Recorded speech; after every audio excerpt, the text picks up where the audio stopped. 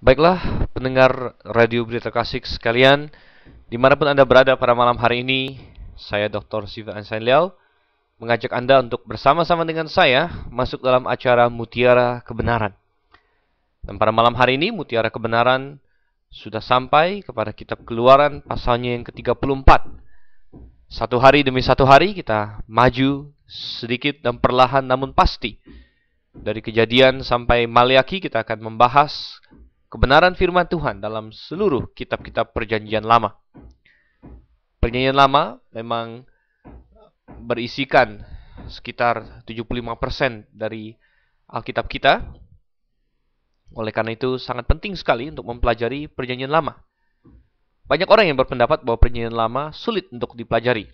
Mereka suka dengan Perjanjian Baru yang berisikan pengajaran Yesus Kristus, berisikan cerita-cerita tentang Yesus Kristus, kemudian juga surat-surat kepada para jemaat, dan mereka mengatakan bahwa Perjanjian Lama adalah semacam dokumen yang agak-agak rumit, yang mungkin sedikit bisa dikatakan mistik, ya.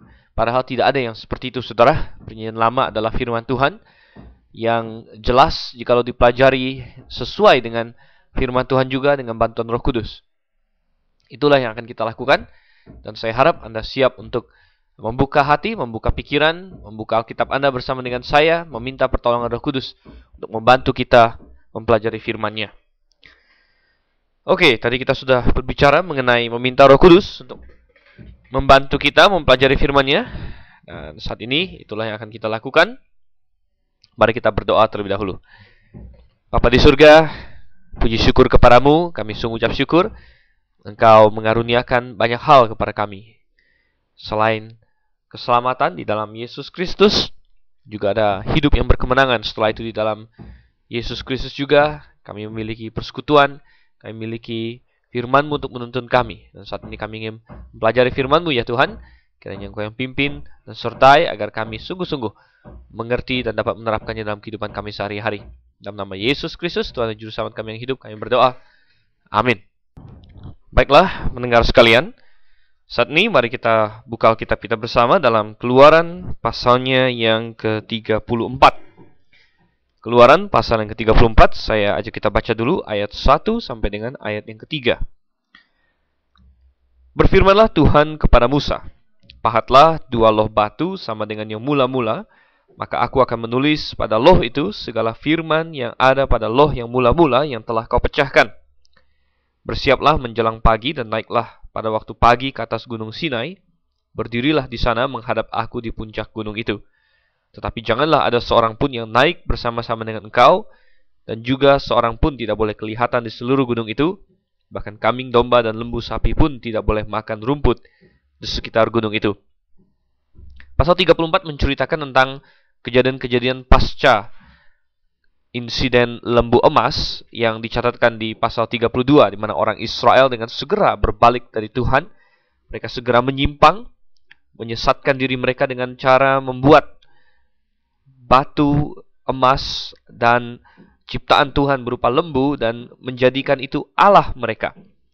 Kita sudah melihat bagaimana manusia yang berdosa mencoba menciptakan Allah menurut gambar dan rupa manusia. Mereka menginginkan Allah yang dapat mereka pahami sepenuhnya. Mereka menginginkan Allah yang sesuai dengan keinginan mereka. Dan kita melihat bagaimana Musa dan Tuhan sangat marah akan hal itu. Saking marahnya Musa ketika dia melihat apa yang dilakukan oleh orang Israel, dan dia sedang turun dari gunung membawa 2 loh batu. Ya, Anda bisa membayangkan loh batu adalah semacam tempat menulis yang terbuat dari batu. Pada waktu itu orang menulis dalam bahasa yang disebut bahasa bentuk cuneiform, dan bahasa Ibrani termasuk bahasa bentuk cuneiform. Dan bahasa-bahasa bentuk cuneiform antara lain Ibrani, kemudian bahasa Aram, kemudian bahasa Kasdim, bahasa Akkadian. Ini adalah bahasa-bahasa yang penulisannya itu huruf-hurufnya itu berbentuk garis-garis ya, yang disusun-susun ya, sehingga waktu zaman dulu mereka menulisnya dengan cara memakai semacam lempeng batu kemudian dipahat, saudara. Jadi karena tulisannya itu adalah bentuknya garis-garis, ada misalnya kotak, kemudian ada kotak yang dibuka satu, dan tipe-tipe hurufnya disebut sebagai huruf-huruf cuneiform. Jadi ini bisa ditulis dengan cara dipahat. Kalau Anda menyuruh orang menulis dalam huruf Latin sambung hari ini tidak bisa dengan pahat, saudara. Ya, karena apa? Ya, huruf A kecil, B kecil ini banyak bulat-bulatnya. Huruf-huruf kita sekarang banyak mengandung bunder-bunder. Dan bunder-bunder ini tidak bisa dipahat atau sulit dipahat. Sedangkan zaman dulu mereka pakai huruf-huruf cuneiform, jadi mudah dipahat. Dan dua loh batu ini ditulisi oleh jari-jari Allah sendiri. Dan Musa yang begitu marah dengan orang Israel pada waktu itu tidak berpikir panjang dan dia langsung memecahkan loh-loh batu itu. Oleh karena itu di dalam pasal yang ke-34 kita dapatkan di sini, karena Musa yang memecahkan loh-loh batu itu, maka sekarang Tuhan menyuruh Musa untuk menyiapkan loh batu yang lain. Musa disuruh untuk memahat dua loh batu sama dengan yang mula-mula. Sedangkan loh batu yang mula-mula tidak dikatakan bahwa Musa yang memahat, barangkali itu disediakan oleh Tuhan. Tapi karena sudah dipecahkan, maka Musa bertanggung jawab untuk membuat satu lagi yang baru. Dan kemudian Musa disuruh lagi oleh Tuhan untuk naik ke atas gunung, berbicara dengan Tuhan, dan untuk membiarkan Tuhan menulis pada loh batu yang telah dipecahkan itu, atau yang telah dipecahkan kemudian kini dibuat kembali. Menarik sekali, di sini dikatakan, ayat yang pertama, aku akan menulis pada loh itu segala firman yang ada pada loh yang mula-mula yang telah kau pecahkan. Tuhan akan menulis pada loh batu, tetapi di zaman sekarang ini, Tuhan ingin menulis pada loh hati. Itulah yang dikatakan Tuhan di dalam Yeremia pasalnya yang ke-31.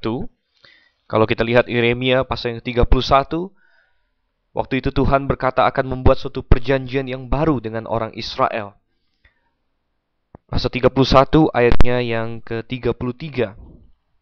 Saya bacakan, tetapi beginilah perjanjian yang kuadakan dengan kaum Israel sesudah waktu itu. Demikianlah firman Tuhan, aku akan menaruh Tauratku dalam batin mereka dan menuliskannya dalam hati mereka. Dan aku akan menjadi Allah mereka dan mereka akan menjadi umatku.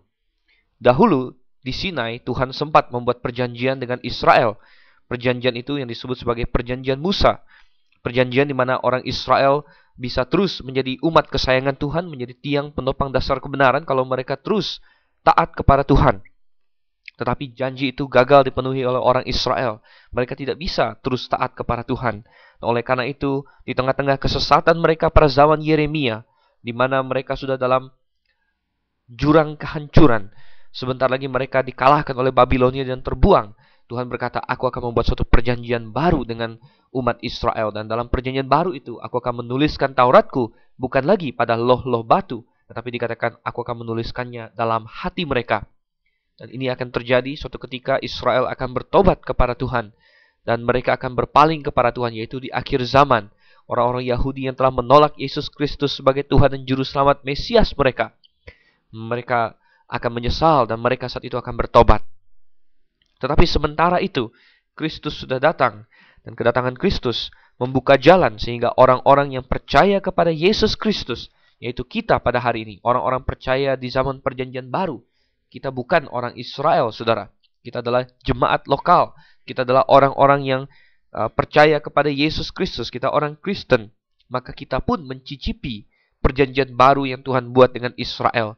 Jadi kalau Anda baca dalam Yeremia pasal 31, ayat yang ke-33 dan seterusnya, itu adalah perjanjian Tuhan dengan Israel yang disebut dengan perjanjian baru. Tetapi kita sebagai orang-orang yang percaya Yesus di zaman gereja lokal, kita ikut menikmati perjanjian baru itu karena kita berada di dalam Yesus Kristus. Coba kita buka dalam 2 Korintus pasalnya yang ketiga. 2 Korintus pasal yang ketiga, ayat yang kedua dan yang ketiga. Setiap orang yang percaya kepada Yesus Kristus hari ini pun adalah orang yang dalam hatinya ditulisi dengan firman Allah. Dan kita berbeda dengan orang-orang Yahudi di zaman Musa yang mendapatkan firman dalam bentuk loh batu. Tetapi kita mendapatkannya di dalam hati kita. Dalam 2 Korintus 3 ayat 2 dan yang ketiga, kamu adalah surat pujian kami yang tertulis dalam hati kami, dan yang dikenal dan yang dapat dibaca oleh semua orang. Karena telah ternyata bahwa kamu adalah surat Kristus yang ditulis oleh pelayanan kami, ditulis bukan dengan tinta, tetapi dengan roh dari Allah yang hidup, bukan pada loh-loh batu, melainkan pada loh-loh daging, yaitu di dalam hati manusia. Jadi sambil kita membahas kejadian-kejadian yang luar biasa di dalam Keluaran pasal yang ke-34, bagaimana Musa naik ke atas gunung mendapatkan loh yang langsung ditulisi oleh Tuhan, bagaimana Tuhan berurusan dengan orang Israel dan kita tercengang-cengang bahwa ada suatu bangsa yang sedemikian dekat dengan Tuhan sehingga bisa berurusan langsung dengan Tuhan, diberikan hukum langsung oleh Tuhan. Kita harus ingat bahwa kita pada hari ini memiliki sesuatu yang jauh lebih hebat daripada itu. Bahkan apa yang Musa lakukan di dalam Keluaran pasal 34 yang akan kita bahas ini hanyalah bayangan saja dari yang hakikat yang kita miliki. Kalau Musa mendapatkan hukum dalam loh batu, maka kita mendapatkan hukum di dalam loh hati kita. Artinya, ketika kita percaya kepada Yesus Kristus, terjadi perubahan yang dahsyat. Dalam Alkitab dikatakan bahwa setiap orang yang ada dalam Kristus adalah ciptaan baru. 2 Korintus pasal 5 ayatnya yang ke-17. Setiap orang yang percaya kepada Yesus Kristus adalah ciptaan baru. Dan ciptaan yang demikian ini memiliki hukum Allah di dalam hatinya. Bukan berarti dia tidak bisa jatuh ke dalam dosa. Kita masih hidup dalam daging. Masih ada peperangan dengan manusia lama kita. Tetapi kita memiliki suatu kecenderungan. Kita memiliki Roh Kudus yang bersaksi dalam hati kita. Sehingga kita ingin berbuat baik. Kita ingin menghasilkan buah-buah roh itu. Kembali ke dalam Keluaran pasalnya yang ke-34, saudara. Musa bersiap untuk naik. Dia ingin melakukan suatu pelayanan yang luar biasa di zaman perjanjian lama. Tetapi kita akan lihat nanti bahwa pelayanannya itu hanyalah bayangan dari apa yang akan datang. Oleh karena itu, mari kita lanjutkan lagi ke ayat yang keempat sampai dengan ayatnya yang ketujuh. Ayat yang keempat sampai ayatnya yang ketujuh. Lalu Musa memahat 2 loh batu sama seperti atau sama dengan yang mula-mula. Bangunlah ia pagi-pagi dan naiklah ia ke atas gunung Sinai seperti yang diperintahkan Tuhan kepadanya dan membawa kedua loh batu itu di tangannya. Turunlah Tuhan dalam awan lalu berdiri di sana dekat Musa serta menyerukan nama Tuhan.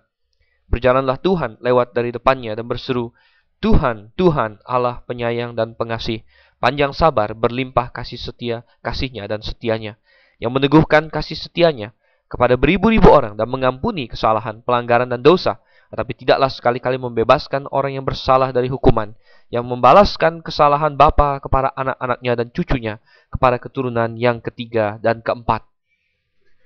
Untuk kesekian kalinya kita melihat di sini Musa bertemu langsung dengan Tuhan. Dia naik ke atas gunung Sinai dan ketika Tuhan berada di suatu tempat, maka tempat itu sungguh-sungguh menjadi tempat yang spesial, saudara. Oleh karena itu gunung Sinai juga menjadi tempat yang spesial. Bahkan Tuhan berkata bahwa binatang tidak boleh naik ke atasnya. Tuhan ingin mengajarkan bahwa ada jarak antara Allah yang Maha Kudus dengan dunia yang sudah jatuh ke dalam dosa ini. Oleh karena itu perintah itu begitu menakutkan katanya. Bagaimana tidak boleh ada yang naik ke atas. Binatang pun tidak boleh. Kalau naik ke atas gunung itu harus mati. Ini perintah yang menakutkan. Untuk menggambarkan betapa Allah terpisah dengan manusia yang berdosa, terpisah dengan ciptaan yang berdosa. Namun di tengah pengajaran ini ada satu pengharapan tentunya. Musa sendiri merupakan pengharapan bahwa Musa boleh datang dan mendekati Allah yang demikian. Berarti bahwa ada cara bagi manusia untuk mendekati Allah. Dan cara itu akan Tuhan selesaikan sekitar 1500 tahun kemudian dibandingkan dari Keluaran pasal 34 ini. Yaitu di atas kayu salib, di Golgota. Di mana dia membuka dan membelah tabir bait suci.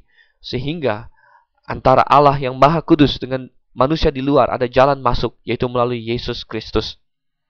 Ini kita dapatkan di sini.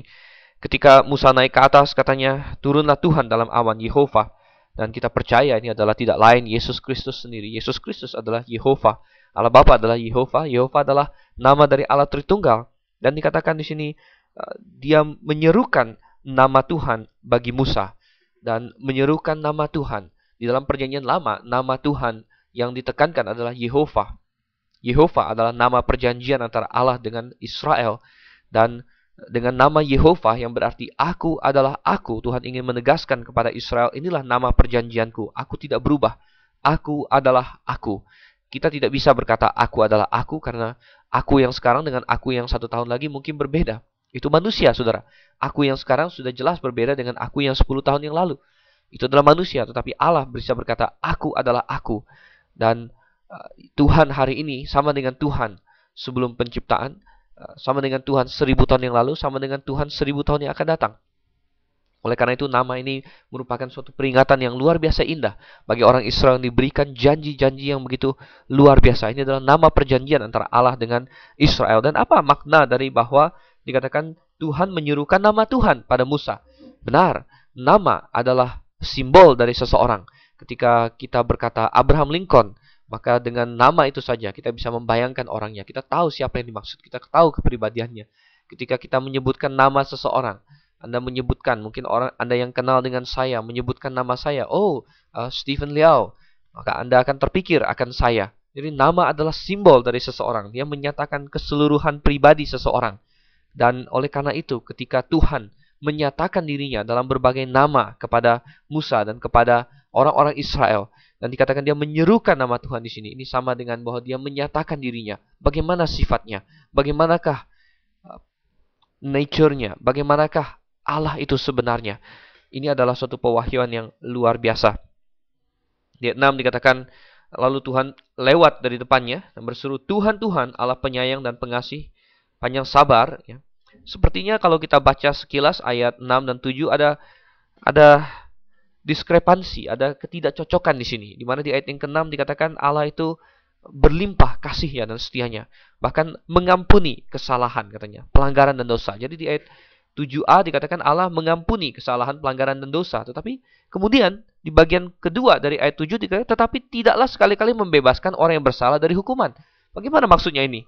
Oh, saudara yang kasih Tuhan, tentu Allah adalah Allah yang penuh kasih setia bagi setiap orang yang mau percaya, yang mau menerima pengampunan dosanya. Benar, dosa adalah sesuatu yang harus diselesaikan. Allah adalah Allah yang maha kasih. Oleh karena itu dikatakan benar dia mengasihi manusia, tetapi dia juga Allah yang maha adil. Oleh karena itu, tidaklah sekali-kali membebaskan orang yang bersalah dari hukuman. Dia harus menghukum. Terlalu banyak orang melihat Allah sebagai Allah yang maha kasih saja. Allah benar maha kasih, tapi dia bukan maha kasih saja. Dia adalah maha kasih dan maha adil. Kalau kita hanya melihat Allah maha kasih saja, atau doang, atau apapun slang yang dipakai, maka kita terjebak dan kita berpikir Allah yang maha kasih saja ini tidak mungkin menghukum orang, ya, tidak mungkin membinasakan orang, tetapi dia lupa bahwa Allah itu maha adil dan dia tidak bisa tidak menghukum dosa, dan Allah harus menghukum dosa. Dikatakan di sini dia tidak sekali-kali membebaskan orang yang bersalah dari hukuman. Benar, dosa harus dihukum. Tetapi kenapa di bagian atasnya dikatakan dia mengampuni kesalahan, pelanggaran, dan dosa? Dia menyediakan suatu jalan di mana dia bisa tetap adil, sekaligus dia dapat mengampuni. Dia bisa tetap menjalankan hukum, maha adil, tetapi dia menyatakan kasihnya. Bagaimana caranya itu? Yaitu dengan dia sendiri berkorban. Kita bisa membayangkan seorang hakim yang sangat terkenal dengan kejujurannya, seorang hakim yang sangat terkenal keadilannya. Di mana-mana orang tahu bahwa hakim ini adalah hakim yang sangat adil, tidak pernah membelokkan masalah, tidak pernah membela orang karena suap, tidak pernah dia berlaku tidak jujur. Pokoknya kalau dia tahu itu salah, pasti dia hukum tanpa pandang bulu. Tetapi mungkin hakim ini terkenal lagi akan satu sifatnya, yaitu bahwa dia adalah seorang hakim yang kita tahu dia sangat mengasihi, terutama kepada anaknya. Dia memiliki seorang anak laki-laki yang sangat dia kasihi, dan selain terkenal keadilannya, orang-orang sekitarnya, tetangganya, keluarganya tahu bahwa dia juga sangat mengasihi anaknya. Tetapi sayang, anaknya ini tidak ngeh akan kasih bapaknya, tidak sadar akan kasih bapaknya, dan malah bertumbuh menjadi seseorang yang tidak memiliki standar seperti ayahnya. Oleh karena itu dia terlibat pada pergaulan yang buruk dan akhirnya melakukan suatu tindakan kesalahan. Dia malah melakukan pelanggaran hukum. Dan ketika anaknya ditangkap oleh polisi dan dihadapkan kepada hakim itu, maka hakim yang maha adil ini terjebak seolah-olah pada dua kenyataan, bahwa dia harus tetap adil pada hukum dan juga bahwa dia sangat mengasihi anaknya. Nah, oleh karena itu apa yang dilakukan oleh hakim ini? Hakim ini lalu tetap menjatuhkan hukuman sebagai hakim, tetapi sebagai seorang ayah dia menanggung hukuman itu bagi anaknya.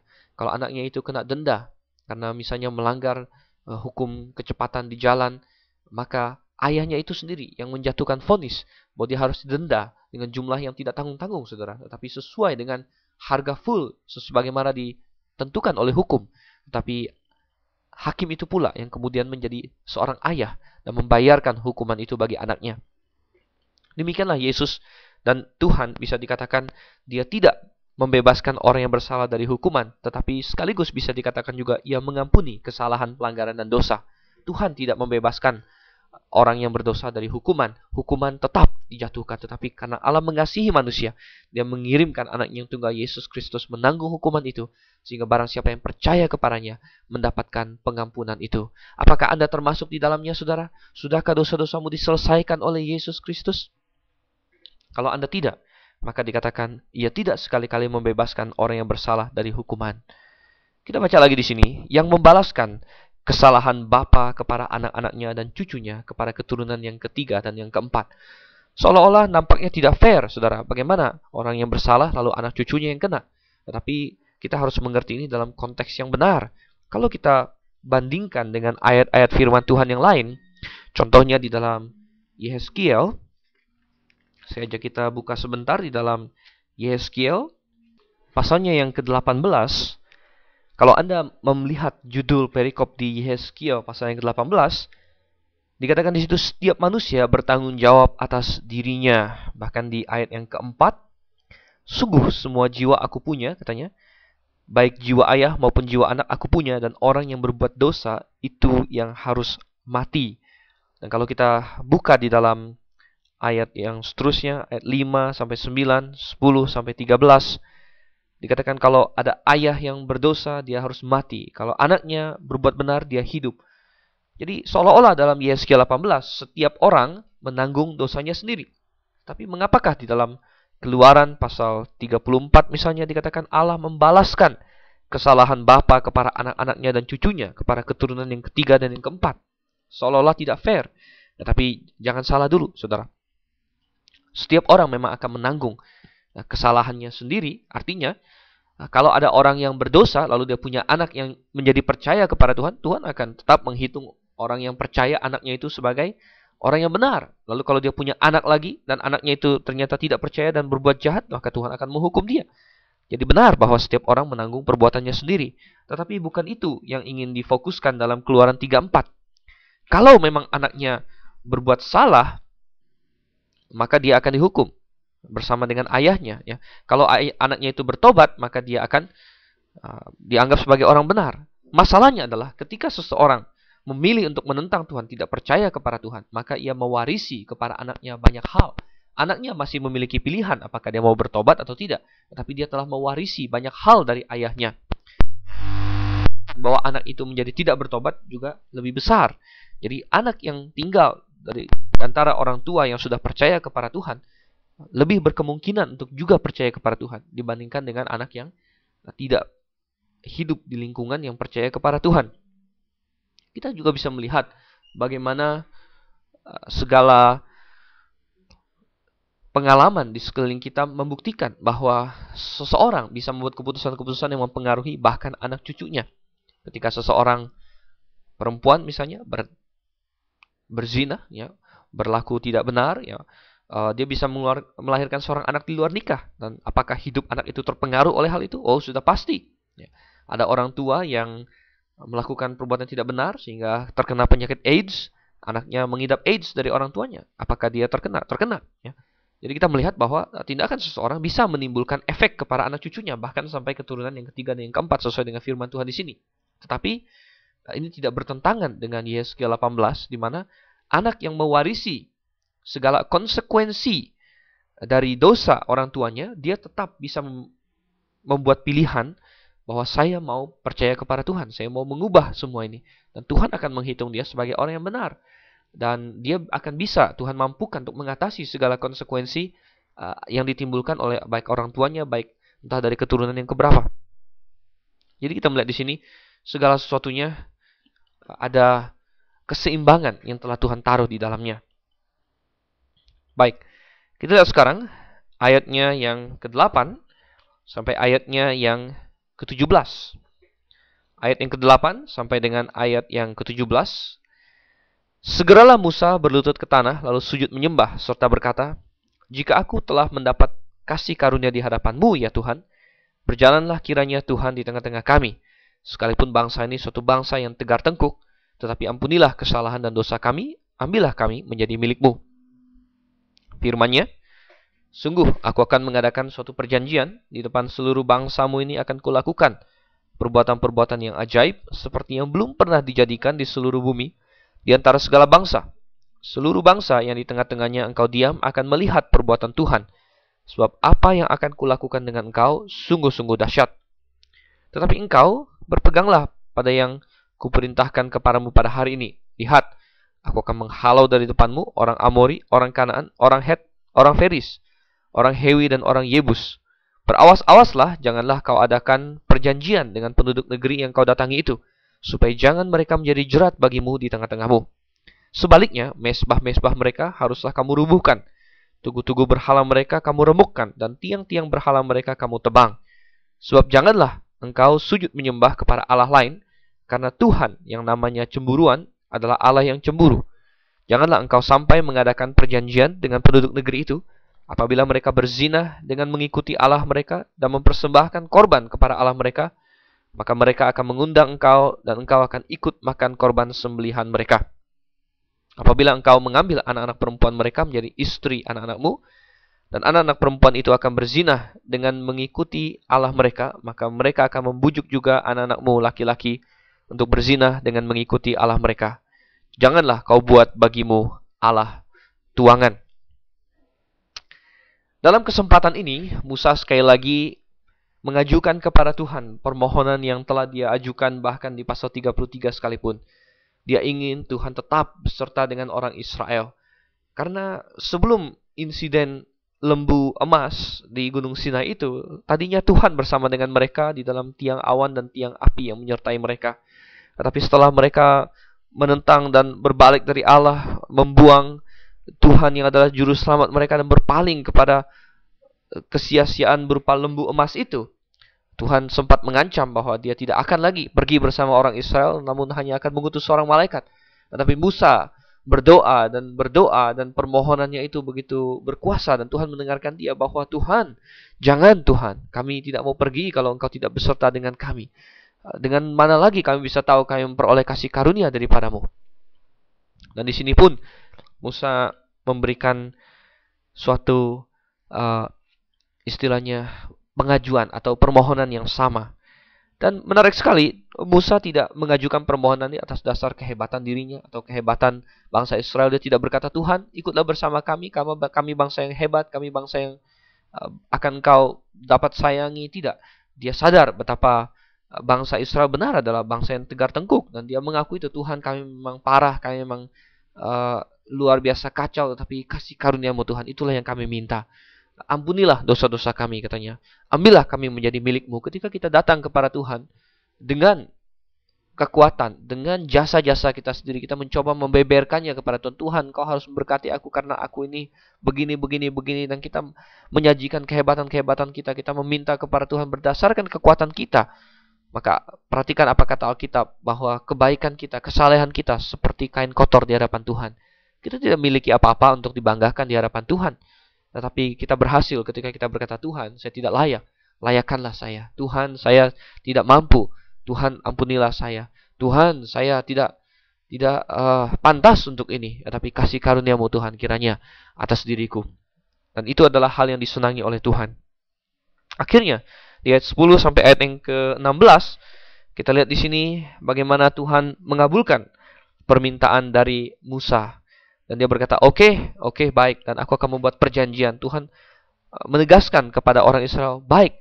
Tapi saya ingin kalian memperhatikan hal-hal berikut dengan sangat teliti. Mengapa? Karena ketika Tuhan beserta dengan mereka, maka itu adalah suatu perbuatan yang ajaib, katanya. Dan di seluruh depan Israel, Tuhan akan membuat perbuatan-perbuatan yang ajaib seperti yang belum pernah dilakukan. Sebenarnya mereka sudah melihat hal-hal itu. Tulah-tulah di Mesir adalah hal-hal yang ajaib. Membelah Laut Merah dan berjalan di tengah-tengah daratan, padahal di tengah-tengah laut, itu adalah hal yang luar biasa yang tidak pernah terjadi pada bangsa-bangsa lain. Namun Tuhan menjanjikan kalau Israel tetap taat kepadanya, mereka akan melihat hal-hal seperti itu lebih dan lebih lagi. Bahkan di ayat yang ke-11 dikatakan Tuhan akan membantu mereka menduduki negeri yang mereka tuju itu, negeri orang Kanaan, orang Amori, orang Het, orang Feris, orang Hewi, orang Yebus. Ya. Tetapi mereka harus mengingat beberapa hal. Yang pertama, di ayat yang ke-15 dikatakan mereka jangan mengadakan perjanjian dengan bangsa-bangsa itu. Mengapa? Perjanjian berarti Israel telah menerima mereka sebagai orang-orang tetangga-tetangga mereka. Dan Tuhan tahu bahwa mereka ini harus dihancurkan, dimusnahkan. Nah, banyak orang liberal tentunya menyerang Alkitab dan menyerang orang-orang Yahudi, menyerang kekristenan dengan berkata, lihat ini adalah hal yang tidak benar, yang memusnahkan bangsa-bangsa lain. Tetapi saudara, kita harus melihatnya dari sudut pandang Tuhan, bahwa Tuhan telah memberikan waktu bagi bangsa-bangsa ini untuk bertobat. Dan bahkan ketika orang Israel maju ke tanah mereka pun, mereka masih memiliki waktu untuk bertobat. Bukan berarti mereka tidak bisa bertobat. Rahab contohnya, seorang Kanaan yang bertobat dan dia bergabung masuk ke dalam Israel. Bahkan Tuhan menjadikan dia sebagai nenek moyang Mesias. Jadi bukan Tuhan membenci bangsa-bangsa itu, Tuhan memberikan kesempatan bagi mereka untuk bertobat. Dan mereka tolak. Akhirnya penghakiman Tuhan datang melalui bangsa Israel. Dan mereka pun masih punya kesempatan untuk berbalik dan bertobat dan bergabung dengan bangsa Israel. Tapi kebanyakan dari mereka lebih suka berada dalam dosa mereka. Permasalahannya adalah mereka tidak mau berubah. Mereka tidak mau bertobat. Mereka tidak mau meninggalkan dewa-dewa kesia-siaan mereka. Dan akhirnya Tuhan melihat bahwa mereka harus dimusnahkan semuanya. Dan tidak boleh ada perjanjian yang diikat dengan mereka. Dan kita lihat nanti kalau kita sudah sampai ke kitab Yosua bahwa orang Israel pernah satu kali tertipu oleh orang-orang Gibeon dan mengikat perjanjian dengan mereka. Kita lihat di sini. Mereka tidak boleh mengikat perjanjian dengan bangsa lain. Mengapa? Karena bangsa-bangsa itu bisa membuat mereka berbalik dari Tuhan. Oleh karena itu mereka juga harus menghancurkan. Bukan saja menghancurkan semua bangsanya. Tapi terlebih yang utama adalah semua penyembahan mereka. Tugu-tugu berhalanya, mesbah-mesbahnya. Semua harus dihancurkan. Dan mereka tidak boleh menyembah kepada Allah lain. Karena katanya Tuhan namanya cemburuan. Tuhan itu Allah yang cemburu. Saudara, cemburunya Tuhan harus kita garis bawahi di sini. Berbeda dengan cemburunya manusia. Cemburu manusia disertai dengan rasa dosa, rasa egois. Tetapi cemburunya Tuhan adalah untuk kebaikan kita. Ketika seorang manusia bisa cemburu dengan cara yang sama dengan Tuhan, ya, katakanlah seorang laki-laki yang cemburu ketika istrinya mungkin mulai didekati oleh laki-laki lain, ya. Dan ada orang yang berkata, pasangan saya tidak cemburu. Nah, itu adalah pertanda bahaya justru, saudara. Kalau dia benar-benar mengasihi Anda, maka dia tidak ingin Anda istilahnya dipengaruhi oleh orang lain. Demikian juga dengan Tuhan. Dan Tuhan tidak memiliki motif egois sama sekali. Kalau Israel menyembah Allah lain, maka justru mereka yang rugi. Dan Tuhan yang mengasihi mereka tidak mau membiarkan hal itu terjadi. Oleh karena itu Tuhan cemburu katanya. Dan kita melihat ayat yang ke-15. Bahwa kalau mereka mengadakan perjanjian dengan bangsa-bangsa negeri itu, justru mereka akan terbuai. Dan akhirnya mereka akan saling mengawin, katanya di ayat yang ke-16. Dan itu adalah salah satu faktor yang paling dijaga oleh Tuhan di Perjanjian Lama. Jangan kamu menikah dengan bangsa-bangsa lain sehingga mereka mencondongkan hatimu. Dan orang yang paling berhikmat di seluruh dunia pun, Salomo, jatuh kepada perangkap yang sama. Dia pikir dia kuat. Dia pikir, saya pasti terus menyembah Tuhan. Tidak apa-apa. Saya menikahi perempuan-perempuan dari berbagai negeri. Tapi pada masa tuanya mereka mencondongkan hati Salomo katanya. Banyak anak Tuhan hari ini orang-orang Kristen berpikir, tidak apa-apa saya menjalin hubungan dengan orang dari agama lain, orang yang tidak percaya. Ataupun orang Kristen namun yang orang Kristen KTP saja. Tidak apa-apa katanya. Saya akan menangkan dia. Tidak semudah itu, saudara. Dan Tuhan mewanti-wanti. Justru yang terjadi adalah sebaliknya. Bahwa orang-orang itu akan mencondongkan hatimu lari daripada Tuhan. Coba kita lihat sekarang ayatnya yang ke-18 hingga ayatnya yang ke-26. Ayat 18 hingga ayat yang ke-26 dari Keluaran pasalnya yang ke-34. Hari raya roti tidak beragi haruslah kau pelihara. 7 hari lamanya engkau harus makan roti yang tidak beragi seperti yang kuperintahkan kepadamu pada waktu yang ditetapkan dalam bulan Abib, sebab dalam bulan Abib itulah engkau keluar dari Mesir. Segala apa yang lahir terdahulu dari kandungan, akulah yang empunya. Juga segala ternakmu yang jantan, anak yang lahir terdahulu dari lembu atau domba. Tetapi anak yang lahir terdahulu dari keledai, haruslah kau tebus dengan seekor domba. Jika tidak kau tebus, haruslah kau patahkan batang lehernya. Setiap yang sulung dari antara anak-anakmu, haruslah kau tebus. Dan janganlah orang menghadap kehadiratku dengan tangan hampa. 6 harilah lamanya engkau bekerja, tapi pada hari yang ke-7 haruslah engkau berhenti. Dan dalam musim membajak dan musim menuai, haruslah engkau memelihara hari perhentian juga. Hari raya 7 minggu, yakni hari raya buah bungaran dari penuaian gandum, haruslah kau rayakan. Juga hari raya pengumpulan hasil pada pergantian tahun. 3 kali setahun, segala orangmu yang laki-laki harus menghadap ke hadirat Tuhanmu, Tuhan Allah Israel. Sebab aku akan menghalau bangsa-bangsa dari depanmu dan meluaskan daerahmu. Dan tiada seorang pun yang akan mengingini negerimu apabila engkau pergi untuk menghadap ke hadirat Tuhan Allahmu 3 kali setahun. Janganlah darah korban sembelihan yang kepadaku kau persembahkan beserta sesuatu yang beragi, dan janganlah ada dari korban sembelihan pada hari raya Paskah bermalam sampai pagi. Yang terbaik dari buah bungaran hasil tanahmu haruslah kau bawa ke dalam rumah Tuhan Allahmu. Janganlah engkau masak anak kambing dalam susu induknya. Kita melihat di sini, saudara, Tuhan kembali mengingatkan orang Israel akan beberapa istilahnya hukum-hukum kunci, ya, hal-hal yang harus mereka ingat. Dan ini semacam sinopsis dari berbagai macam yang harus mereka ingat, terutama dalam hal seremonial. Antara lain, mereka harus ingat tentang hari raya. Berbagai hari raya, ada 3 hari raya utama, di mana setiap orang Israel harus menghadap. Kita baca. Dan setiap orang Israel berumur 12 tahun ke atas harus ikut ke Yerusalem merayakan hari-hari itu. Itulah yang kita baca ketika Yesus berumur 12 tahun pergi ke Bait Suci. Mereka sedang menjalankan hukum ini. Hari raya yang paling besar bagi orang Israel adalah hari raya roti tidak beragi, yang sama dengan Paskah. Jadi Paskah pada hari minggunya, atau sebenarnya bukan hari minggu mereka. Paskah adalah pada tanggal 14 Nisan. Kalau kita merayakan Paskah yang berbeda, saudara. Kita bukan merayakan Paskah Yahudi, kita merayakan Paskah lewatnya kematian Yesus Kristus dan kebangkitannya. Sedangkan mereka memperingati Paskah yang berarti lewatnya malaikat maut dari rumah-rumah mereka di Mesir. Dan itu dirayakan 14 Nisan. Kemudian setelah itu dari tanggal 15 sampai tanggal 21 adalah hari raya roti tidak beragi. Dan itu semua harus dirayakan. Ragi melambangkan dosa dalam Alkitab. Dan setelah kita sudah bahas panjang lebar di sepanjang kitab Keluaran ini, setelah orang-orang diselamatkan, dilambangkan dengan Paskah, penyembelihan anak domba, maka mereka seharusnya masuk ke suatu hidup yang menjauhi dosa.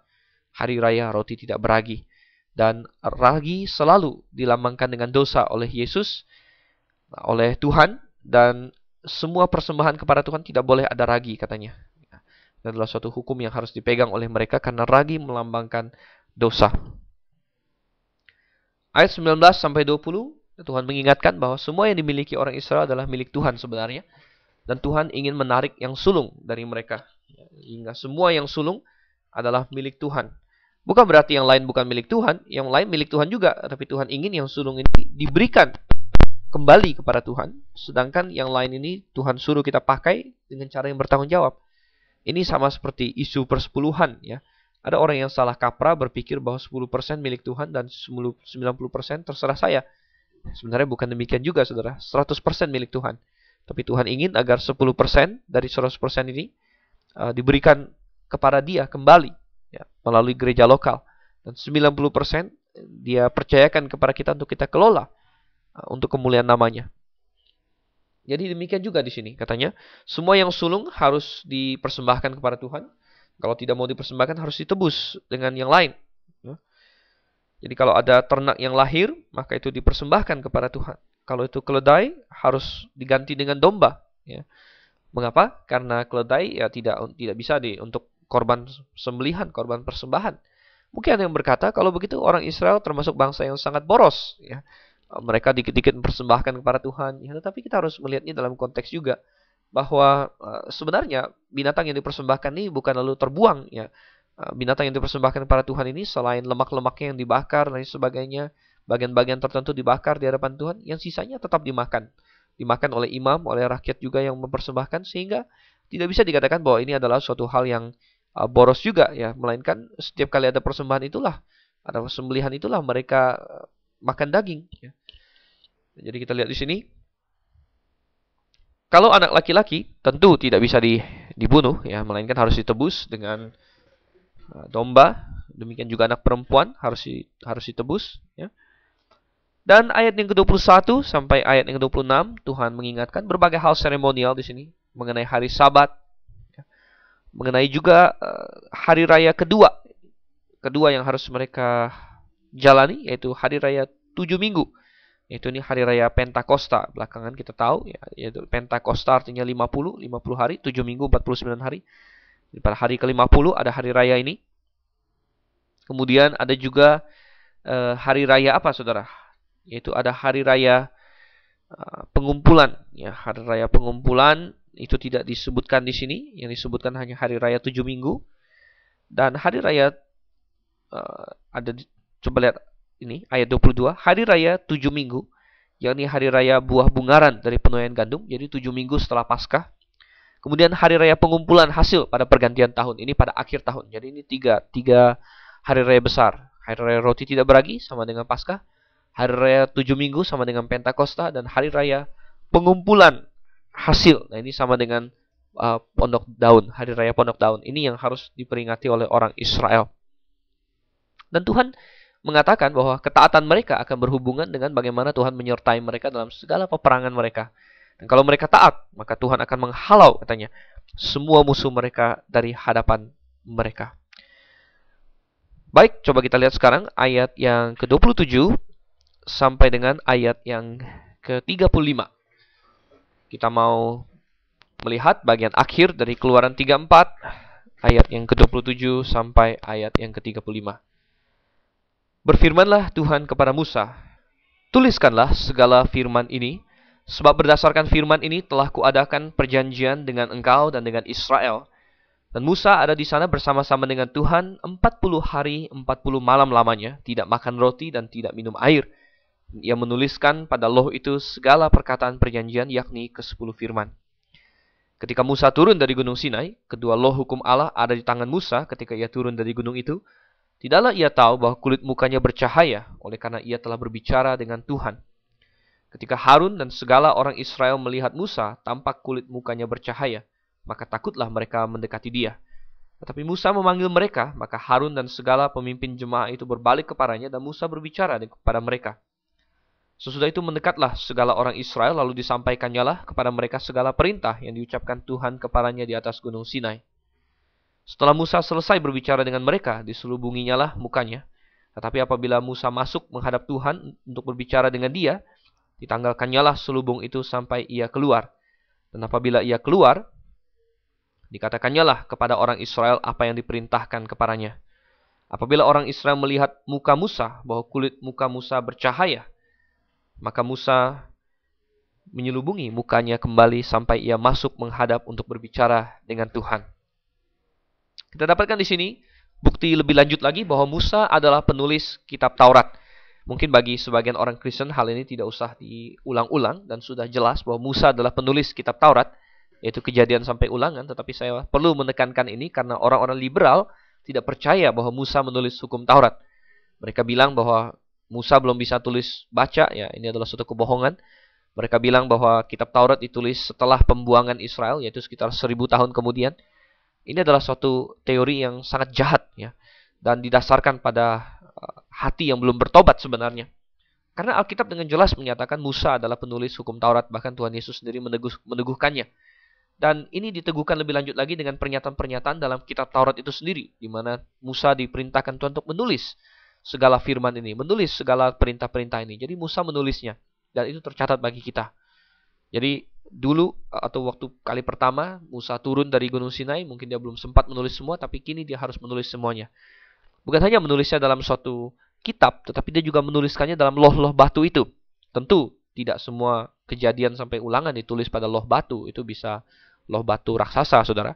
Tetapi hanya perwakilan, yaitu ke-10 firman yang dalam Keluaran 20 itu yang ditulis pada loh batu. Sisanya ditulis di kulit binatang atau di media-media lain yang diteruskan sampai ke tangan kita pada hari ini. Jadi kita melihat di sini Musa menulis dalam loh-loh batu itu.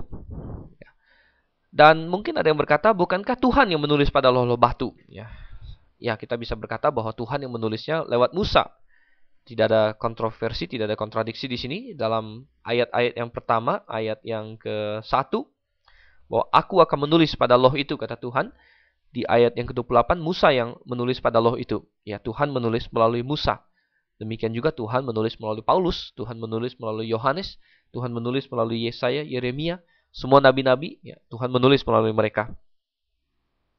Dan ketika Musa turun, mukanya bercahaya katanya. Mukanya bercahaya saking lamanya, 40 hari 40 malam dia di atas sana. Ketika dia turun, mukanya terang dan orang sampai takut kepadanya.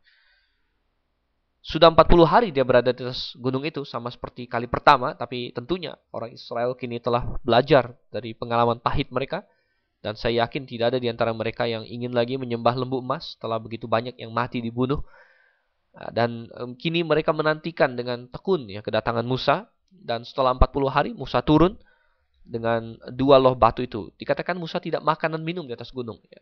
Kalau manusia tidak makan, tidak minum 40 hari, itu pasti ditopang secara miraculous, ya, secara supranatural oleh Tuhan, ya, ditopang. Karena manusia tidak bisa bertahan beberapa hari tanpa air sekalipun. Jadi kita lihat di sini, mungkin ada yang berkata, betapa hebat ya Musa, mukanya bercahaya seperti apa begitu ya. Tetapi kita melihat bahwa justru apa yang dilakukan Musa ini hanya bayangan, ya, hukum Taurat hanya bayangan dari apa yang kita miliki. Kita memiliki hal yang lebih hebat lagi. Coba kita buka dalam Ibrani pasalnya yang ke-10. Ibrani pasalnya yang ke-10 ayat yang pertama. Di situ dikatakan, di dalam hukum Taurat hanya terdapat bayangan saja dari keselamatan yang akan datang, dan bukan hakikat dari keselamatan itu sendiri. Hukum Taurat berisi bayangan-bayangan.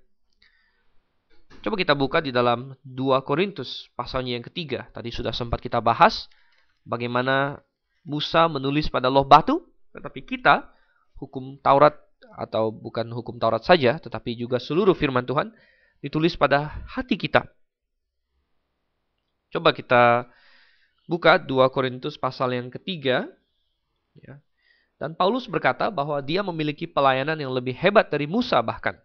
Demikian juga setiap orang percaya pada hari ini. Kita memiliki pelayanan yang lebih hebat dari Musa. Ya, coba kita buka 2 Korintus 3 ayat 6 dan seterusnya. Ialah yang membuat kami juga sanggup menjadi pelayan-pelayan dari suatu perjanjian baru. Ingat tadi ya, kita bicara perjanjian baru. Yang tidak terdiri dari hukum yang tertulis, tetapi dari roh. Sebab hukum yang tertulis mematikan, tetapi roh menghidupkan. Pelayanan yang memimpin kepada kematian terukir dengan huruf pada loh-loh batu. Ya, Paulus mengacu kepada Musa di sini dengan loh-loh batunya. Namun demikian kemuliaan Allah menyertainya waktu ia diberikan. Sekalipun pudar juga cahaya muka Musa begitu cemerlang sehingga mata orang-orang Israel tidak tahan menatapnya. Jika pelayanan itu datang dengan kemuliaan yang demikian, betapa lebih besarnya lagi kemuliaan yang menyertai pelayanan roh. Sebab jika pelayanan yang memimpin kepada penghukuman itu mulia, betapa lebih mulianya lagi pelayanan yang memimpin kepada pembenaran. Sebenarnya apa yang dahulu dianggap mulia jika dibandingkan dengan kemuliaan yang mengatasi segala sesuatu ini sama sekali tidak mempunyai arti. Sebab jika yang pudar itu disertai dengan kemuliaan, betapa lebihnya lagi yang tidak pudar itu disertai kemuliaan. Karena kami mempunyai pengharapan yang demikian, maka kami bertindak dengan penuh keberanian. Tidak seperti Musa yang menyelubungi mukanya supaya mata orang-orang Israel jangan melihat hilangnya cahaya yang sementara itu. Tetapi pikiran mereka telah menjadi tumpul, sebab sampai pada hari ini selubung itu masih tetap menyelubungi mereka, jika mereka membaca perjanjian lama itu tanpa disingkapkan, karena hanya Kristus saja yang dapat menyingkapkannya. Bahkan sampai pada hari ini, setiap kali mereka membaca kitab Musa, ada selubung yang menutupi hati mereka. Tetapi apabila hati seorang berbalik kepada Tuhan, maka selubung itu diambil daripadanya. Jadi jelas sekali saudara, Paulus menjelaskannya dengan begitu gamblang. Pelayanan Musa, pelayanan hukum Taurat, ya belum menceritakan tentang Yesus Kristus yang mati menebus dosa semua manusia. Itu adalah pelayanan yang bertujuan untuk mengingatkan semua orang. Ini hukum Tuhan yang sempurna dan kalian gagal. Ini adalah pelayanan hanya sebagai semacam pengantar saja, bayangan saja dari yang hakikat. Dan kalau itu saja sudah mulia, apalagi pelayanan kita untuk memenangkan orang-orang kepada Kristus pada hari ini. Muka Musa bercahaya, tapi hanya sebentar saja. Dan pudar juga. Dan Musa katanya memakai selubung, ya, selain ketika supaya orang Israel tidak takut pada dia, tapi juga ada fungsi kedua, yaitu supaya ketika cahaya itu pudar, mereka juga tidak tahu. Dan selubung itu dipakai sebagai simbol ketidakmengertian orang Israel dan orang-orang yang belum percaya akan firman Tuhan. Tetapi saudara yang kasih Tuhan, mungkin ada yang berkata, bagaimana dengan pelayanan sekarang? Kemuliaan apa yang ada padanya? Muka Musa bercahaya, bagaimana dengan muka saya? Oh saudara, dikatakan ayat di Keluaran 34, ayat yang 29. Kulit mukanya bercahaya oleh karena ia telah berbicara dengan Tuhan. Saya mengatakan bahwa hari ini setiap orang yang dekat, yang berkomunikasi dengan Tuhan pun, dia akan bercahaya. Dia akan bercahaya dengan cahaya kesaksian hidupnya. Ketika muka Musa bercahaya, itu membuat orang takut. Tetapi kalau kita memancarkan cahaya Kristus, karena kita lama, karena kita dekat, karena kita bersekutu dengan Kristus, maka kita akan menimbulkan suatu cahaya kesaksian yang tidak menakutkan bagi orang, yang justru akan menarik orang kepada Yesus Kristus. Saudara, ini adalah hal yang luar biasa. Apakah Anda pelayan atas perjanjian baru ini? Anda memiliki Kristus, Anda dekat dengan Kristus, sehingga cahaya Kristus terpancar dari muka Anda. Dikatakan, kita adalah garam dan terang dunia.